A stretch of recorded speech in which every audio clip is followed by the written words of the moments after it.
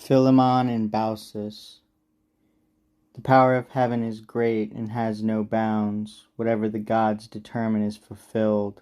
I give you proof. Among the Phrygian hills an oak tree and a lime grow side by side, girt by a little wall. I saw the place with my own eyes when Pythias ordered me to Pelops' land, where once his father reigned. Not far from these two trees there is a marsh, once habitable land, but water now, the busy home of divers, duck and coot. Here once came Jupiter in mortal guise, and with his father herald Mercury, his wings now laid aside.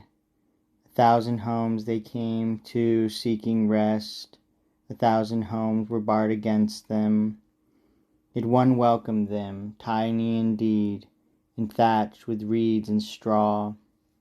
But in that cottage Baucis, old and good, and old Philemon, he as old as she, had joined their lives in youth, grown old together, and eased their poverty by bearing it contentedly and thinking it no shame.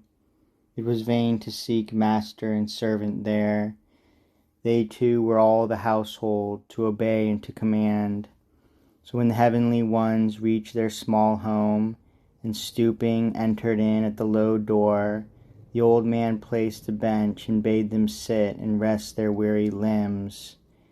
And Baucis spread on it a simple rug in busy haste, and from the hearth removed the ash still warm, and fanned yesterday's embers, and fed them leaves and bark, and coaxed a flame with her old breath.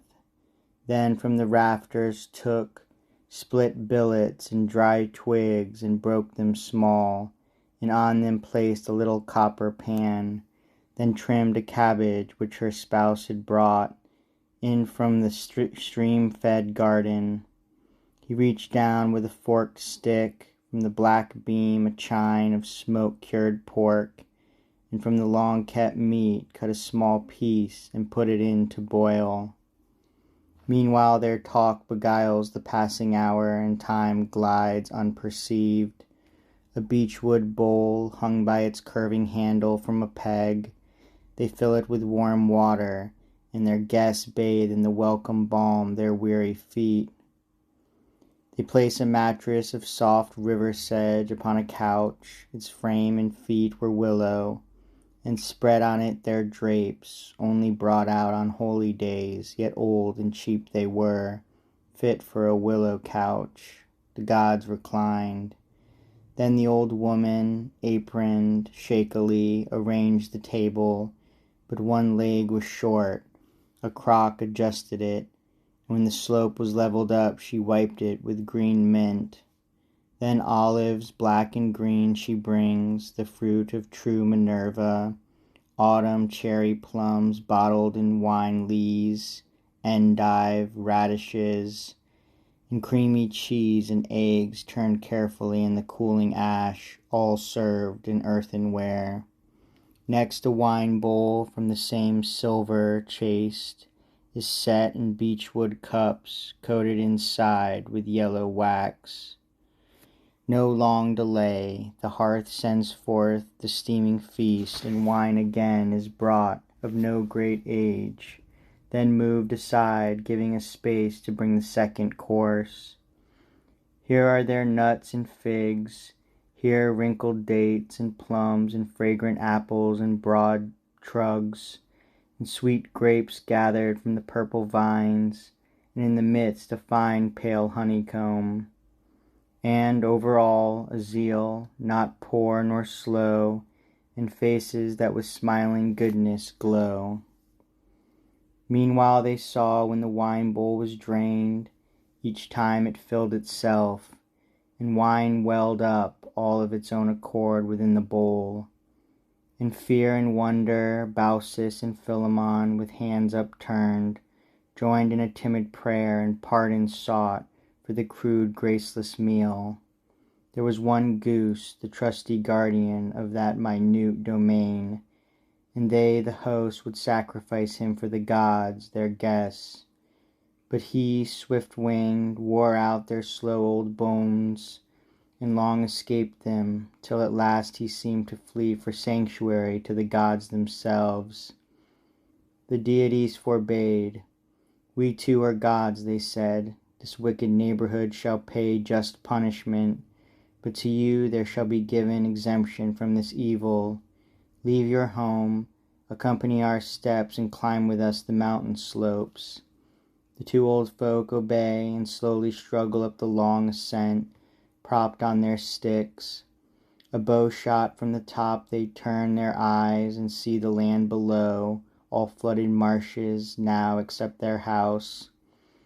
And while they wonder and in tears bewail their lost possessions, that old cottage home, small even for two owners, is transformed into a temple. Columns stand beneath the rafters, and the thatch, turned yellow, gleams a roof of gold. And fine doors richly carved they see, and the bare earth with marble paved. Then Saturn's son in gentle tones addressed them. Tell us, you good old man, and you, good dame, his worthy consort, what you most desire. Philemon briefly spoke with Baucis, then declared their joint decision to the gods. We ask to be your priests and guard your shrine, and since in concord we have spent our years, grant that the selfsame hour may take us both, that I my consort's tomb may never see, nor may it fall to her to bury me. Their prayer was granted. Guardians of the shrine they were while life was left, until one day, undone by years and age, standing before the sacred steps and talking of old times, Philemon saw old Baucis sprouting leaves, and green with leaves she saw Philemon too. And as the foliage o'er their faces formed, they said, while still they might, in mutual words, Goodbye, dear love, together, and together the hiding bark covered their lips.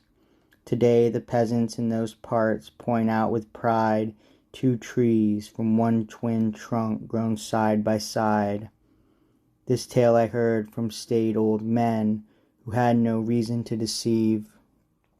I saw myself wreathed on the boughs, and hung a fresh one there, and said, They now are gods who serve the gods. To them who worship gave is worship given. He said no more. The tale, the teller too, had moved them all, Theseus especially. More marvels of the gods he wished to hear, and thereupon the Caledonian river, propped on his elbow, turned to him and said,